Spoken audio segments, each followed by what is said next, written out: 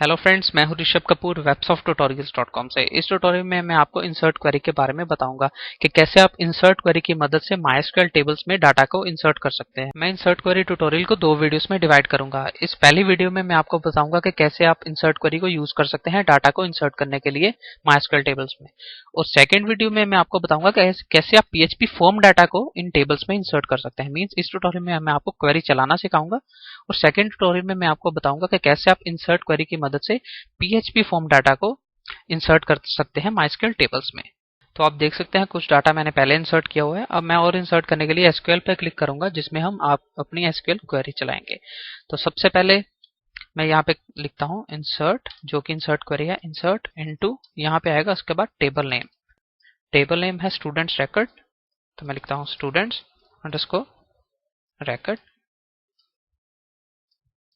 उसके बाद दो ब्रैकेट्स, और ब्रैकेट्स के अंदर हम कॉलम्स के नाम लिखेंगे जिन जिन में हम वैल्यू इंसर्ट करना चाहते हैं, जैसे कॉलम 1, कॉलम 2।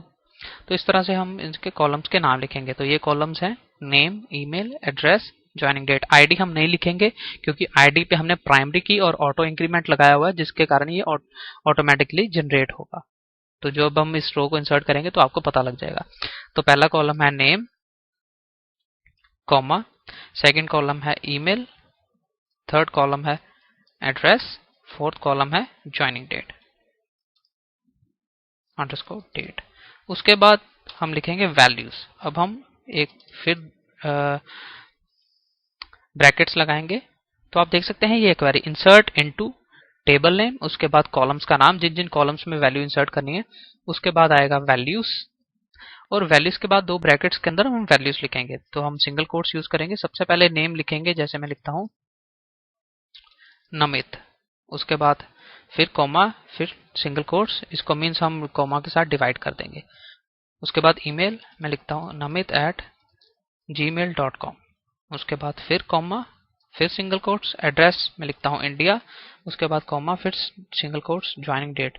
डेट जो होगी वो सबसे पहले आएगा ईयर 2014 हाइफन, उसके बाद मंथ, सेकेंड मंथ है। उसके बाद आज मीन्स आज डेट कितनी है, 21। फ्रेंड्स, आने वाले ट्यूटोरियल्स में आपको बताऊंगा कि कैसे आप डेट फॉर्मेट को भी चेंज कर सकते हैं। जैसे आप यहाँ पे सेकंड की जगह फेब यूज करना चाहते हैं, और इसको सबसे पहले डे को यूज करना चाहते हैं, फिर मंथ, फिर ईयर। तो मैं आपको ये नेक्स्ट ट्यूटोरियल में बताऊंगा।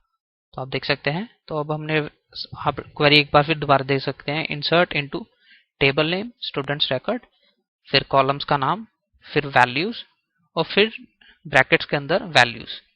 नमित, जो कि नेम की वैल्यू हो गई, namit@gmail.com, ईमेल, एड्रेस हो गया इंडिया, उसके बाद ज्वाइनिंग डेट। अब मैं गो पे क्लिक करता हूँ। आप देखेंगे वन रो इंसर्टेड। तो मैं ब्राउज पे क्लिक करता हूँ, तो आप देखेंगे ये ऑटो इंक्रीमेंट हुआ, तो 10 हो गया। namit@gmail.com इंडिया, और उसके बाद ज्वाइनिंग डेट। फ्रेंड्स, ये मैंडेटरी नहीं है कि आपको सभी के सभी कॉलम्स लिखने पड़ेंगे। जैसे कि अगर मैं आपको यहाँ पे लिखता हूँ इंसर्ट इनटू टेबल नेम आएगा स्टूडेंट्स रिकॉर्ड, उसके बाद ब्रैकेट्स में जब से सबसे पहले मैं यहाँ पे लिखता हूँ नेम, कॉमा, एड्रेस। मीन्स ये मैंडेटरी नहीं है कि मेरे को सभी कॉलम्स के नाम लिखने पड़ेंगे। अगर मैं खाली दो कॉलम्स में वैल्यूज को इंसर्ट करना चाहता हूँ तो मैं खाली दो कॉलम्स के नाम लिखूंगा। लिखता हूँ वैल्यूज सेमीकोलन। तो सबसे पहले नेम मैं लिखता हूँ जैसे करण, एड्रेस मैं लिखता हूँ इंडिया। तो अब मैंने खाली दो कॉलम्स में वैल्यूज को इंसर्ट किया। मैं गो पे क्लिक करता हूँ, तो आप देखेंगे वन रो इंसर्टेड।